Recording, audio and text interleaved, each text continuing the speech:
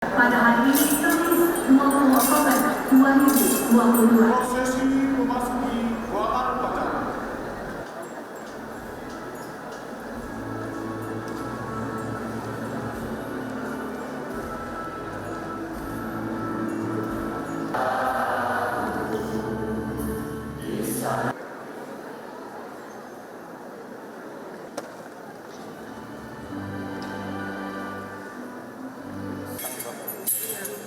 Lagu Kebangsaan Indonesia Raya.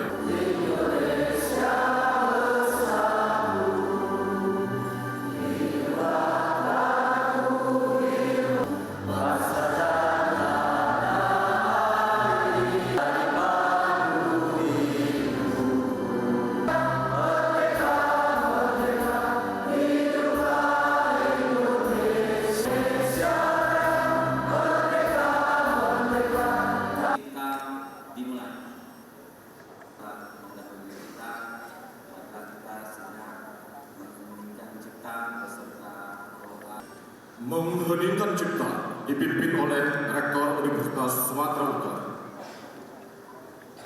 Hadirin dipersilahkan dulu.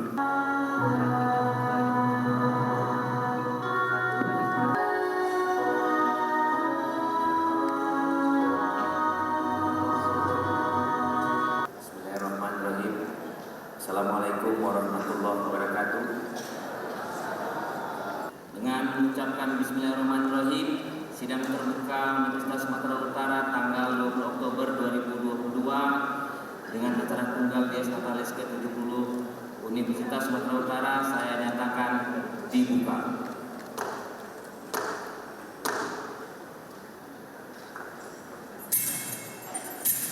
Tanggal 20 Oktober 2000.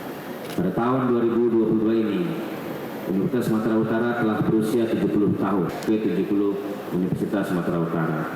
Selamat pagi, salam sehat, salam sejahtera bagi kita semua. Salam Om Swastiastu, Namo Buddhaya, salam kebajikan.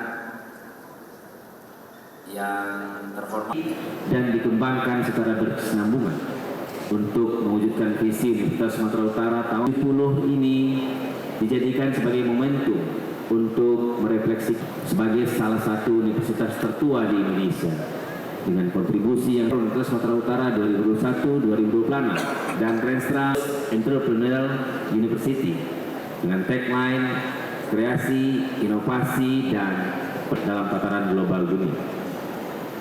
Dies Natalis Universitas Sumatera Utara yang diselenggarakan secara komplementer di setiap alumni maupun lembaga mitra Universitas Sumatera. Terima kasih kepada seluruh pihak yang telah mendukung program MBKM, terutama mitra USU yang telah memfasilitasi dan mendukung program kementerian manajemen pendidikan tinggi yang telah diselenggarakan hingga saat ini. Untuk bidang yang saya muliakan serta para mahasiswa yang kami banggakan, melalui kesempatan ini dengan kerendahan hati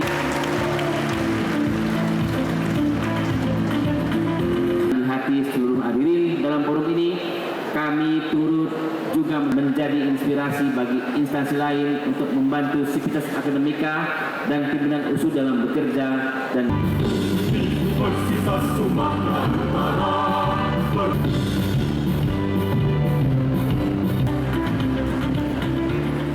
Pancasila landasan kita, mengenal cinta bersama, membangun menjunjung tinggi tiap usaha, menjunjung tinggi tiap usaha. Universitas Sumatera Utara membangun citra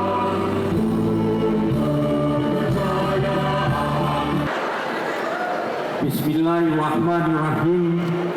Assalamualaikum warahmatullahi wabarakatuh. Saya ingin menyampaikan bahwa kebanggaan Universitas Sumatera Utara ini 10 tahun usia Universitas Sumatera Utara ini. Para rektor-rektor universitas yang berhadir dibentuk yayasan oleh Bapak Abdul Hakim Begitu panjang perjalanan Sumatera Utara yang pertama, Abdul Hakim Harahap akan teks, tapi biasanya membaca susah kali usui. Tapi kata dekan kedokteran, Bapak tak boleh jadi dokter, sehingga saya tak diluluskan sama dekan kedokteran. Andai kata saya lulus, paling yang terbaik saya duduk di tempat kursinya Pak Rek, dan itu kedokteran, fakultas kedokteran. Wabillahi taufiq wal hidayah. Wassalamualaikum ini. Mari kita bangun Sumatera Utara itu. Saya mau bicara yang saya sampaikan ini.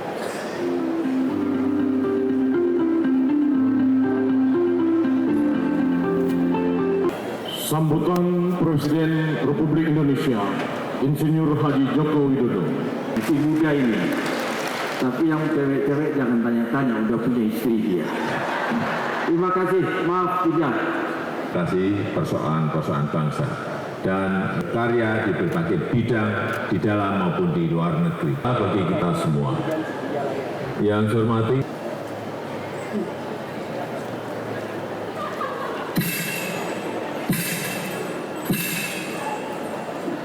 Orasi ilmiah oleh Ketua Dewan Pertimbangan Kamar Dagang dan Industri Indonesia, Bakri Lubis.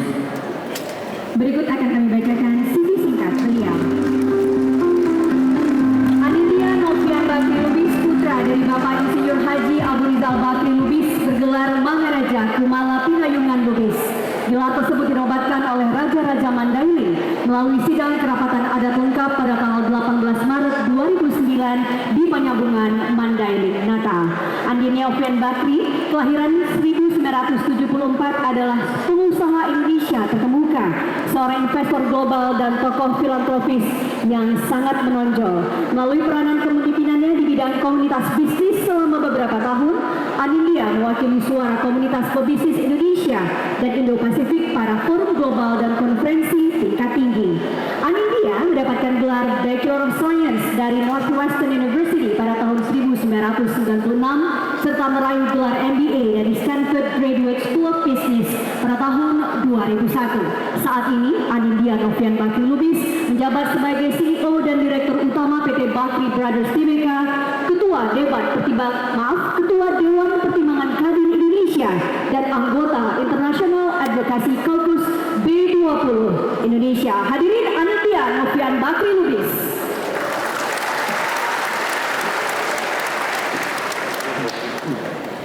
Assalamualaikum warahmatullahi wabarakatuh.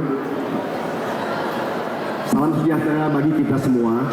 Shalom, Om Swastiastu, Namo Buddhaya, salam kebajikan.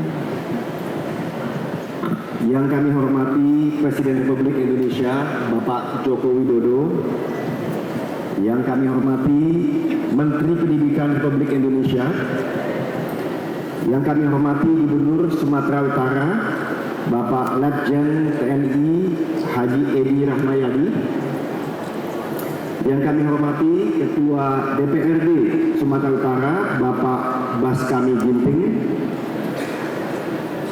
yang kami hormati di sini ada Mas Bobi Nasution, Wali Kota Medan, dan Konsul Jenderal yang hadir pada hari ini, dan tentunya host daripada acara ini yang kami hormati Rektor Universitas Sumatera Utara Bapak Dr. Nuryanto Amin. Hadir juga di sini Wakil Rektor Universitas Sumatera Utara Bapak Dr. Edi Iksan, dan tentunya Ketua Majelis Wali Amanat USU Ibu Dr. Nurmala Kartini Panjaitan Syahrir.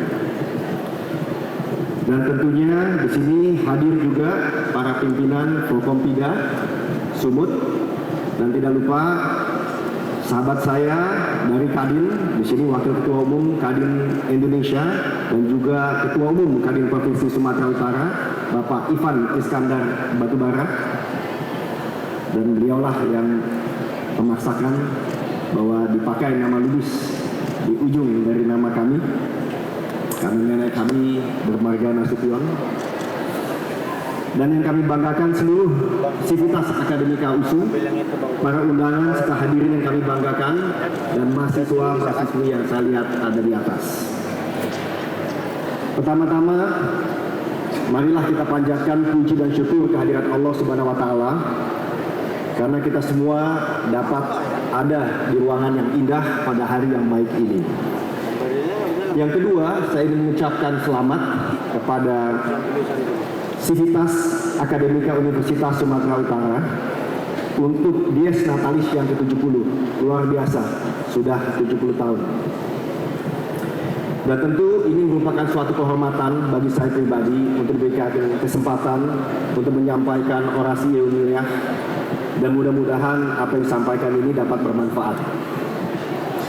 Judulnya pun juga sangat mulia, yaitu Transformation Towards the Ultimate. Transformasi menuju hal yang paling tinggi. Dan ini juga sejalan dengan upaya USU untuk menjadi Entrepreneurial University, yang menurut saya suatu target yang luar biasa dan tepat pada waktunya. Saya hadir di sini mewakilkan Kadin Indonesia sebagai Ketua Dewan Pertimbangan, dan seperti disampaikan tadi sangat bangga dan juga mengapresiasi upaya USU untuk bertransformasi dan meningkatkan kapasitasnya menjadi Entrepreneurial University. Bapak-bapak, ibu-ibu sekalian, mungkin saya akan mulai dengan konteks dulu. Menurut saya, ada 3 konteks yang patut dicermati selama 2-3 tahun terakhir, yang saya sering sebut 3C. C yang pertama ialah pasca COVID, C kedua pasca climate change, dan C ketiga adalah pasca konflik, yaitu konflik Rusia-Ukraine. 3 ini merupakan suatu hal yang patut dicermati karena merubah cara pandang kita sebagai suatu komunitas atau negeri. Tapi ingin saya sampaikan di sini bahwa ketiga-tiganya sebenarnya dapat membuat kita sebagai bangsa salib dalam hitungan atau menyalip dalam hitungan. Mungkin kita mesti ingat bahwa sebelum 3C tadi, revolusi yang besar selalu disampaikan adalah revolusi digital. Dari kita menggunakan telepon genggam jarang, sekarang semua menggunakan tentunya segala macam aplikasi berupa digital. Tapi ke depannya ada lagi 2 revolusi yang akan kejadian di depan kita, dan terserah daripada kita bagaimana kita menyikapinya, yaitu revolusi sustainability, yaitu dengan adanya climate change berbasis elektrik maupun juga menggunakan renewable energy. Ini revolusi yang sangat besar dan kita bisa manfaatkan sebagai bangsa. Dan yang ketiga adalah revolusi ilmu hayati atau yang biasa disebut life science. Tadi sudah kita lihat dengan adanya COVID bahwa tidak ada yang immune, tidak ada yang kebal. Sehingga kedepannya ilmu genomic sequencing ini akan jadi sangat penting, mengingat pengobatan yang presisi atau yang partikular itu akan menjadi suatu daya tahan dan daya saing itu sendiri. Dalam konteks ini, marilah kita cermati di mana Indonesia pada saat ini. Yang pertama, alhamdulillah Indonesia PDB-nya sudah di atas $4.000 per kapita.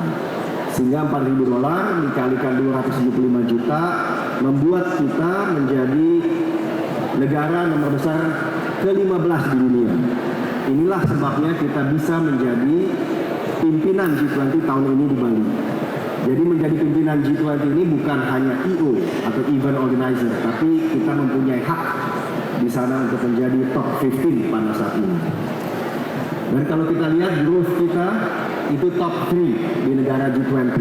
Inflasi paling rendah top 3 juga. Exchange rate, maksudnya dari pertukaran rupiah itu ada di top 4. Begitu juga dengan kenaikan stock market yang ada di top 2. Hal-hal inilah yang membuat orang percaya bahwa di tahun 2035 kita tetap di G20 tapi bukan top 15. Kita mungkin ada di top 7 atau top 8. Nah, kembali lagi, momentum itu tidak datang dua kali. Kepada adik-adik, mahasiswa-mahasiswi, marilah kita berpikir bagaimana kita bisa memanfaatkannya. Selain itu juga ingin kami sampaikan bahwa bukan saja kemajuan itu semata yang dibarengi dengan kemajuan infrastruktur dan juga tentunya banyaknya perkembangan-perkembangan dengan pertumbuhan di desa-desa. Sebelumnya desa-desa yang maju mungkin jumlahnya masih ratusan, dalam 10 tahun yang lalu terakhir udah ribuan, bahkan mencapai hampir 2000. Nah, hal-hal ini menandakan bahwa momentum untuk kita maju menjadi pemimpin di dunia ini bukan suatu hal yang tidak mungkin. Saya ingin memberikan suatu contoh, lalu satu potensi. Satu contoh adalah mungkin bapak-bapak, ibu-ibu, adik-adik semua mengetahui salah satu sumber daya kita adalah nikel. Ini contoh kecil saja, dan itu bukan satu-satunya. Bahan mentah yang bisa menjadi buat sustainable business itu banyak. Ada copper, ada tin, ada zinc, komplit banyak. Tapi kita bicara satu saja nikel. Di dalam 7 tahun, nikel ini bisa berubah dari ekspor 0 nikel yang diolah menjadi ekspor stainless steel 30 miliar dolar. Dan untuk gambaran, 30 miliar dolar itu adalah 10% daripada ekspor Indonesia pada tahun ini. 10%, 7 tahun yang lalu 0. Artinya apa? Artinya upaya kita menjadi top 7, top 8 itu bukan istilahnya di awal-awal. Ini hanya satu. Dan kita ketahui nikel pun bisa menjadi untuk materi pembuat baterai yang dipakai untuk electric vehicle. Belum lagi copper, belum lagi bauxite, belum lagi tin, belum lagi zinc dan lain-lain. Jadi artinya kesempatan kita untuk bisa lompat quantum leap, leapfrog itu sangat mungkin. Tapi kuncinya adalah industrialisasi. Jadi kemampuan kita maju di industrialisasi patut kita banggakan, tapi untuk kembali menjadi industrialis besar itu sangat penting. Dan satu data lagi saya sampaikan sebagai latar belakang adalah potensi daripada renewable energy di Indonesia itu lebih dari 400 gigawatt.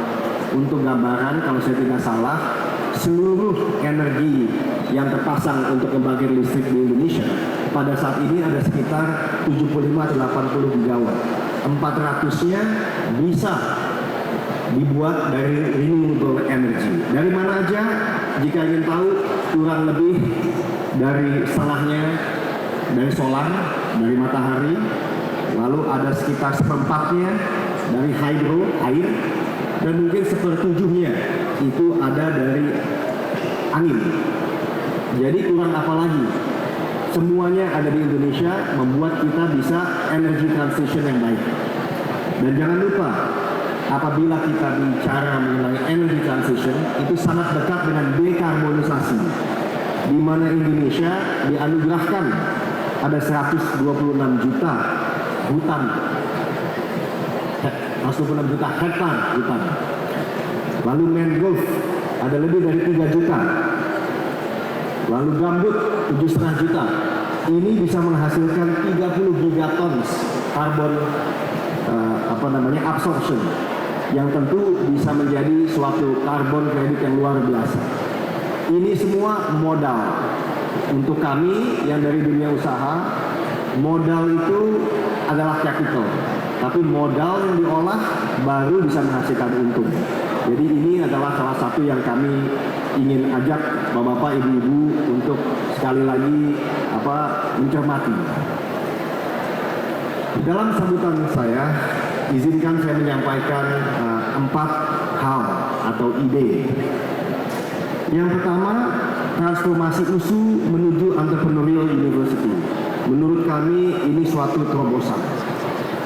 Selama ini tentu universitas sangat dikenal dengan kapasitasnya sebagai teaching atau pengajaran dan research, yaitu penelitian. Itu sangat baik dan harus dikerjakan, karena tanpa penelitian tidak mungkin kita mempunyai intellectual property. yang bisa dihak patenkan. Dan dengan menjadi entrepreneurial university, niatnya USU tentu bisa menambahkan 2 lagi di atas 2 tadi, yaitu teaching dan research, yaitu untuk mengembangkan inovasi dan kewirausahaan. Dan ini kalau dikembangkan menjadi satu, ini sangat besar dan dahsyat. Dan ini bukan hanya istilah yang tidak terbukti sebelumnya. Kebetulan kami mempunyai kesempatan untuk sekolah di Stanford University di tahun 2001 sampai 2003 mendapatkan S2 di sana. Saya melihat memang gabungan daripada semua itu, penelitian, pengajaran yang baik, inovasi, kewirausahaan, ini membuat kita melihat banyak perusahaan-perusahaan besar di revolusi digital seperti Google, Intel, Cisco, Dropbox, Netflix, dan lain-lain. Tapi itu masa kini. Masa depan revolusinya tadi adalah revolusi menuju sustainability. Nah, kita tadi belum mulai saja sudah dianugerahkan. Anugerahkan tadi sumber daya alam yang luar biasa. Tadi kita kasih contoh nikel saja. Yang kedua dianugerahkan kemungkinan untuk bikin renewable energy sampai 400 gigawatt tanpa perlu kemana-mana, maksudnya di Indonesia. Dan yang ketiga mempunyai karbon kredit yang luar biasa dari tadi hutan, mangrove, dan peatland. Jadi saya bermimpi dan saya rasa ini mungkin bahwa Cisco, Google, Intel berikutnya ada di Indonesia, dan saya yakin itu. Dan teman-teman mahasiswi jangan lengah, karena ini kesempatan kita untuk bisa istilahnya saya bilang Indonesian born tapi global contribution. Karena memang kita sudah dibentuk seperti itu. Itu satu pesan saya. Hanya 4 pesan saya. Yang kedua adalah izin untuk menyampaikan peluang dan tantangan ekonomi di Sumatera Utara. Pada saat ini penyumbang ekonomi terbesar kedua di Sumatera adalah Sumatera Utara. 3,9% di triwulan pertama tahun 2022 diprediksikan bertahan antara 3,7 sampai 4,5%. Ini bukan main-main, ini besar. Kalau Sumatera Utara ada di G20 sebagai negara, saya yakin ini di top 10. Karena untuk seperti ini adalah suatu berkah pada saat seperti ini di mana dunia ini lagi inflasi, dunia sedang menghadapi kesulitan untuk energi, kesulitan untuk makanan karena inflasi sudah double digit di Eropa. Double digit. Ini yang membuat tentunya daya tukar mereka juga turun. Nah, kita lihat di Sumatera Utara apa sumber dayanya? Jelas sumber daya dari kekayaan alam, sawit, karet, kopi. Kebetulan kami sebagai grup alhamdulillah sudah 80 tahun berkiprah di negeri ini. Dan sejak sekitar 30 tahun lalu kami berkiprah mulai dengan karet lalu dengan kelapa sawit tidak jauh dari sini di kisaran. Karena kami melihat memang 30-40 tahun yang lalu bahwa Sumatera Utara ini adalah tempat yang sangat potensial untuk dikembangkan. Selain daripada tadi kita bicara palm oil misalnya yang sudah sampai 442.000 membuat 17,2 juta ton luar biasa. Sumatera Utara mempunyai wisata alam yang luar biasa, Danau Toba. Ini bersejarah karena bisa dibilang dunia banyak dikatakan mulai dari situ.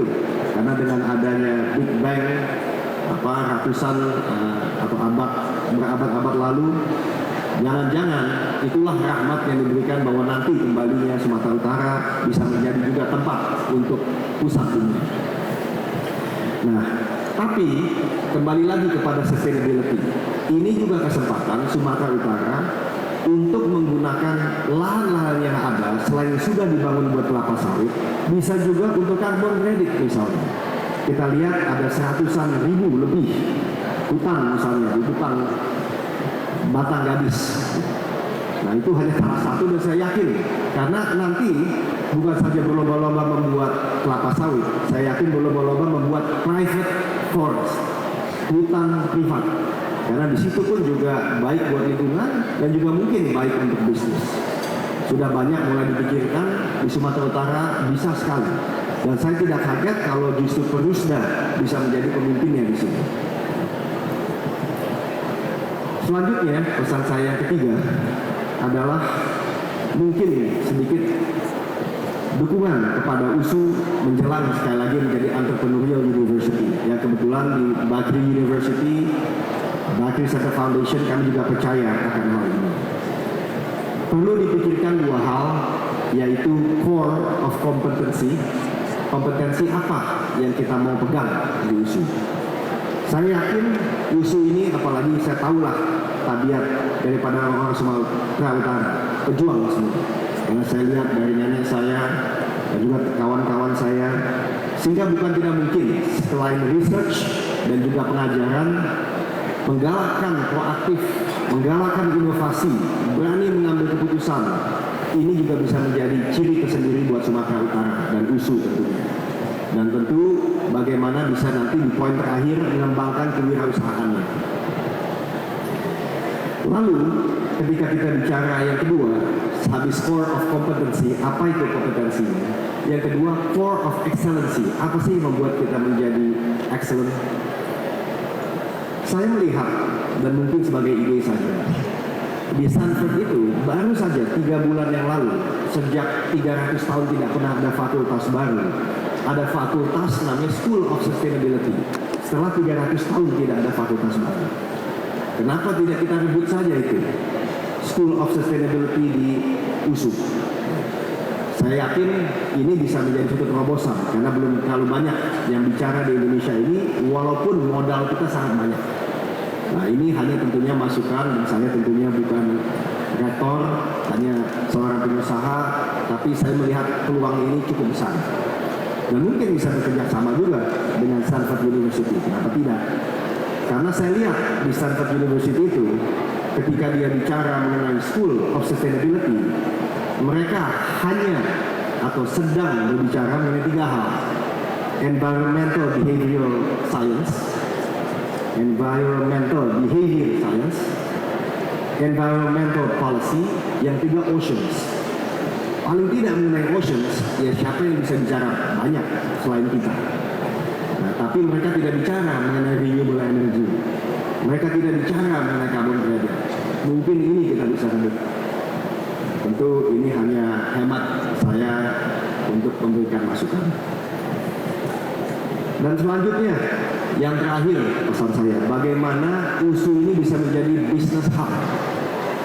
Business hub berkolaborasi dengan Kadin misalnya, Kamar Dagang dan Industri, yang secara undang-undang memayungi seluruh perusahaan dan organisasi usaha. Nah, ini bisa menjadi suatu terobosan dan mungkin Sumatera Utara bisa menjadi salah satu contoh sebagai business hub. Mungkin kita namakan Net Zero Business Hub. Jadi mengatakan kita bikin business hub, tapi fokusnya untuk membuat tadi menggunakan emisi yang baik, sehingga kita bisa net zero duluan di Sumatera Utara sebelum 2060, di mana Indonesia telah berkomitmen secara global. Nah, kebetulan juga di Kadin ini sedang mengembangkan yang namanya closed loop system. Di closed loop system ini, singkat kata, menyadari bahwa 90% dari tenaga kerja itu ada di UMKM. Dan 70% daripada kontribusi ekonomi juga ada di UMKM. Sehingga Kadin Indonesia berpikir bagaimana mengakselerasi 5 hal. Yang pertama, akselerasi akses kepada pasar.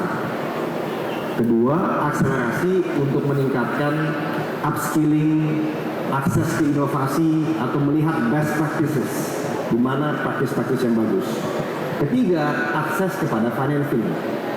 Yang keempat, tentunya bagaimana untuk bersama mendapatkan regulatory support. Dan yang kelima, ya tadi, bagaimana bisa menjadi sustainable atau berkelanjutan. Nah, 5 hal ini membuat kerjasama antara UMKM, akademia, pemerintah, dan financial institutions menjadi baik. Jadi saya mengusulkan mungkin ini adalah salah satu yang bisa dikembangkan dengan teman-teman dari Sumut, dimulai dari tentunya USU itu sendiri. Dan jangan lupa bahwa selain daripada tadi kita bicara mengenai dekarbonisasi, energy transition, net zero. Sudah lama manufaktur Indonesia ini tertinggal. Ini kesempatan kita di tengah adanya decoupling atau perbedaan antara Barat dan Timur. Indonesia tepat berada di tengah-tengah untuk memanfaatkan ini. Jadi kayak tadi kita bicara, kenapa Indonesia bisa mengolah nikel menjadi materi baterai, bisa dikirim ke Barat dan ke Timur? Karena yang Barat tidak mau terima barang dari Timur, Timur tidak mau terima barang dari Barat. Tapi kalau dari Indonesia, dua-duanya oke. Nah, bisa bayangkan bagaimana manufaktur yang selama ini dilakukan di Cina atau negara-negara Asia Timur bisa pindah ke Indonesia. Tapi kita tidak bicara mengenai manufaktur yang hanya bersifat low rate. Kenapa kita berpikir semiconductor? Itu tidak susah-susah amat dengan ilmu yang ada. Nah, inilah yang saya pikirkan mungkin bisa menjadi masukan-masukan atau pecutan-pecutan buat kita semua, dan saya yakin adik-adik semua di sini bisa jadi pemimpin di masa depan. Dan untuk penutup, sekali lagi Bapak, Ibu-ibu hadirin sekalian, saya berterima kasih untuk kesempatan dapat berbagi. Mudah-mudahan bermanfaat. Saya sangat terhormat di acara Dies Natalis ke-70 bisa memberikan orasi ilmiah. Dan kepada Bapak Rektor, Wakil Rektor, Ketua Majelis Wali Amanat yang terhormat, saya yakin cita-cita Bapak, Ibu-ibu untuk membuat research university, teaching university menjadi entrepreneur university dapat terwujud. Saya lihat sendiri dari semangatnya dan juga entusiasmenya, saya yakin bukanlah hal yang tidak mungkin. Marilah sama-sama kita rebut kesempatan ini, karena bangga sekali kalau saya juga bisa melihat Sumatera Utara menjadi yang pertama mendengungkan School of Sustainability. Sekali lagi saya ucapkan selamat dan terima kasih untuk kesempatan ini. Maju terus USU. Wabillahi taufiq wal hidayah. Wassalamualaikum warahmatullahi wabarakatuh.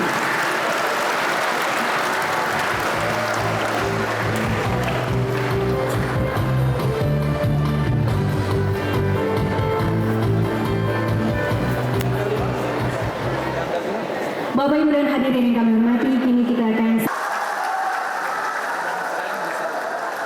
Bapak Ibu dan hadirin yang kami hormati, sehubungan dengan perayaan Dies Natalis ke-70 Universitas Sumatera Utara pada tahun ini,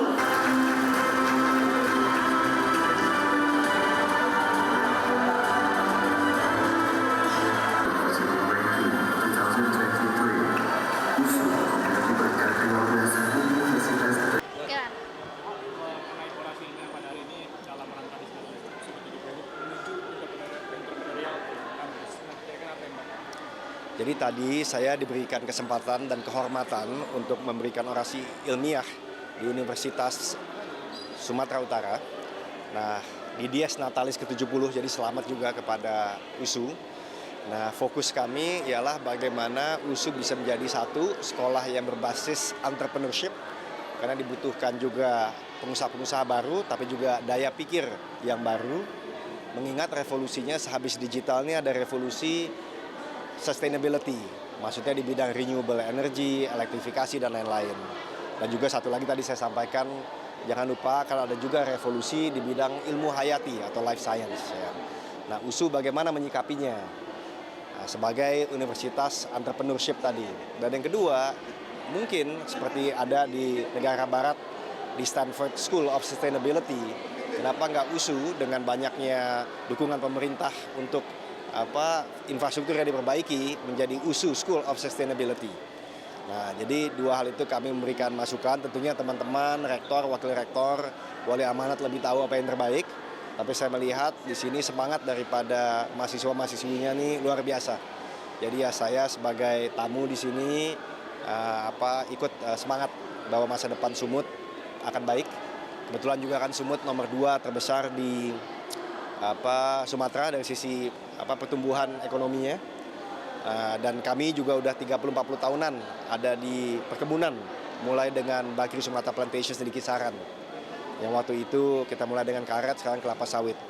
Jadi memang inilah satu contoh bahwa, dan jangan lupa selain daripada perkebunan yang tentunya besar dan bisa buat hutan yang privat karena dibutuhkan juga banyak hutan, tapi tempat wisata Danau Toba itu merupakan sesuatu yang bersejarah dan juga indah. Jadi banyak sekali potensi daripada Sumatera Utara dan tentunya USU bisa menjadi enabler-nya atau katalisatornya.